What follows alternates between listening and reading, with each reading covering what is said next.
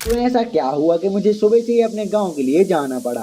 तो आज सुबह से ही मम्मी का कॉल आ गया था और उन्होंने बताया कि भैया को कुछ काम है और तुम्हें गांव आना है। तो हम भी सुबह से अपना सामान बांधकर गांव जाने के लिए रेडी थे। इतनी सुबह से बस तो मिलने वाली थी नहीं, तो हमने सोचा डी के भाई की ओला लेके हम गाँव निकल जाएंगे, लेकिन वो तो ऑन ही नहीं हो रही। अब लगता है हमें बस का ही वेट करना पड़ेगा। काफ़ी परेशान हो गए हैं यहाँ तक पैदल आए थे और अब शायद बस से जाना पड़ेगा।